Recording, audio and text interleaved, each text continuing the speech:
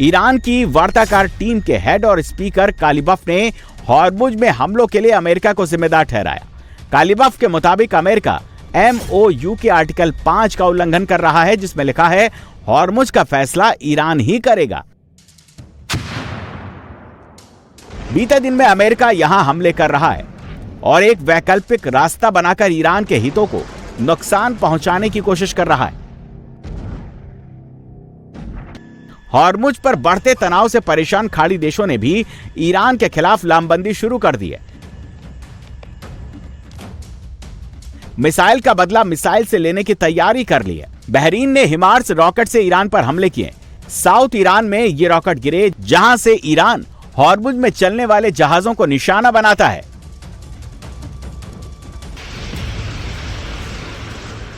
HIMARS ballistic missile जो Bahrain में अमेरिकी बेस से ईरान पर दागी गई, उनमें बड़ी तबाही हुई है।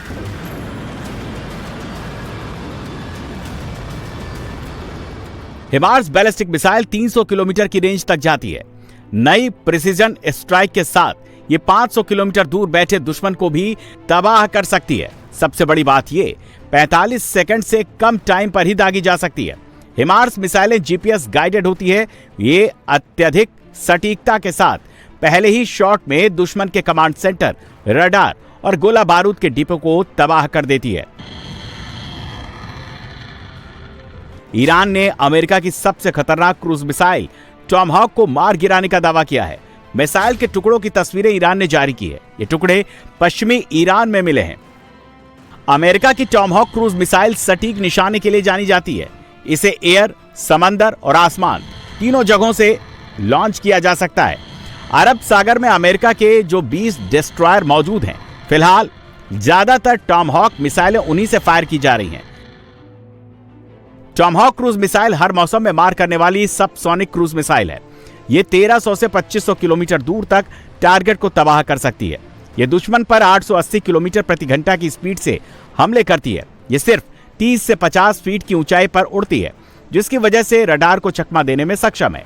टॉमहॉक अपने टारगेट को खोजने में क्यूनट्यूपल गाइडेंस का इस्तेमाल करती है, जिससे इसकी सटीकता बहुत बढ़ जाती है।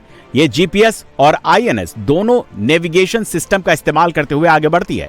इसमें 450 किलो का वॉरहेड लगा होता है, जो बहुत ज्यादा विध्वंसक है। ईरान का बदला, तबाही ही तबाही।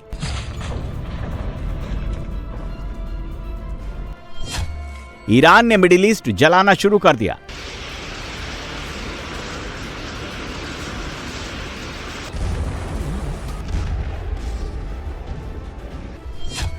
ईरान ने 6 देशों पर हमले बहुत तेज कर दिए। बदले की आग में झुलस रहे मुस्तबा ने उन देशों को जो अमेरिका के करीबी हैं, उन पर हमला करना शुरू कर दिया है।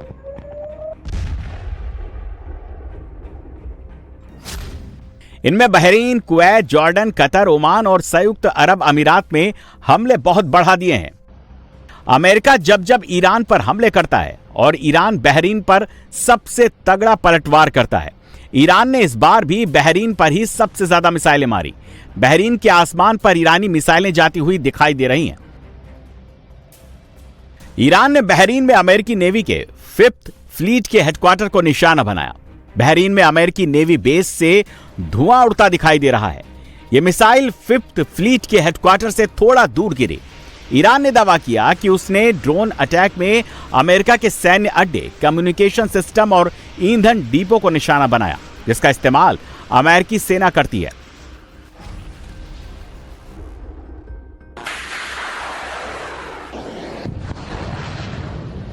बहरीन में ईरान ने ड्रोन हमलों की दूसरी वेव भी शुरू कर दी है। बहरीन ने ईरान पर नागरिक इलाकों को निशाना बनाने का आरोप लगाया है। हालांकि बहरीन के एयर डिफेंस ने ज्यादातर ईरानी मिसाइलों और ड्रोन को आसमान में ही इंटरसेप्ट कर लिया, जिससे बड़ा नुकसान नहीं हुआ। बहरीन ने अपने नागरिकों को सतर्क रहने की अपील की है।